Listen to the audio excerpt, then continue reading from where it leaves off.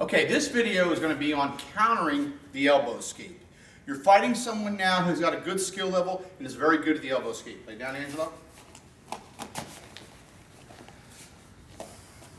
So if I mount Angelo, and if you've seen my earlier video on how to make a good elbow escape, you'll know that even if I resist very, very hard and squeeze my legs well, if Angelo is good at the elbow escape, eventually he will get out. So go ahead, elbow escape. I'm going to resist. I'm going to hold very hard. He keeps moving his backside out. As soon as his back comes out, he turns his hip and puts me in the guard.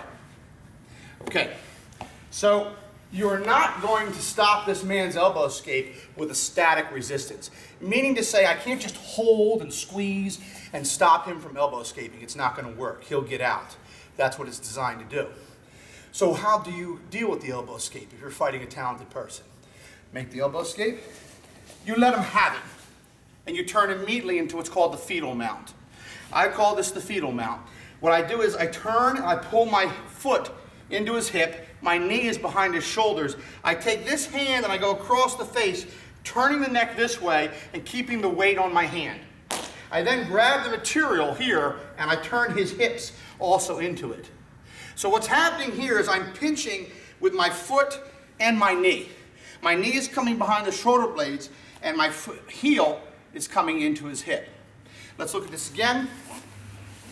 See how we're doing this. So again, you're trying to ride them out and all of a sudden he goes for elbow escape. You try to fight it a little bit, you realize it's going to go, you turn into fetal mount. As soon as you turn into fetal mount, you want to come across the face here and hold him here. Okay? Once you have the fetal mount well, I'm going to show you a few simple submissions from here. The first one is the fetal choke. From here, I'm going to come underneath the arm and I'm going to grab his gi like so. I want to open this up and I'm going to feed it right in here underneath. As I do that, I'm going to raise my arm up. Sorry. That's like hanging him. Yes, it's just like one of those old Western movies where they hang people and they fall off the scaffolding. That's like being hung. I'm opening the gi up, I come in here, I put this behind there, and I lift. This chokes him. If I'm trying to come in here and he starts stopping this somehow with his hand or other things, what I can do is come back over the face like so. Now I don't want to telegraph this earlier by pulling up on this arm. What I do want to do is get the weight on this hand. So again, I'm here, I'm trying to choke, he starts fighting me. I'll come across, put the weight on the hand. Why? So I can put my foot there and sit. Sorry. Once I sit, I have the arm lock. Look at that again. So we're here, we're in the regular mount, we're trying to do different things. All of a sudden he goes for elbow escape, we turn. We come right in the fetal mount. I'm going to grab the hips and turn the hips. By turning the hips this way, you make it more difficult for him to escape this position. I'm going to turn his neck at the same time, hold both.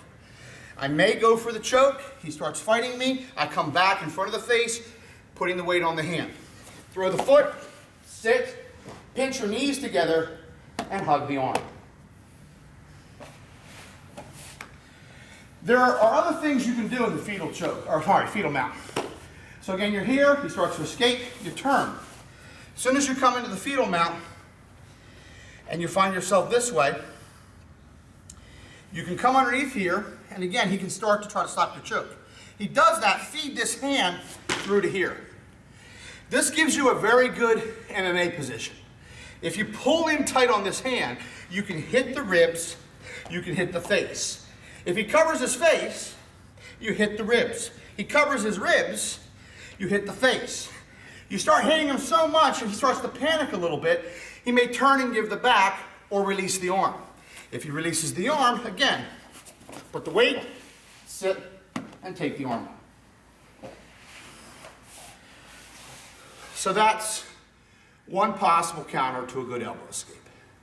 Thank you.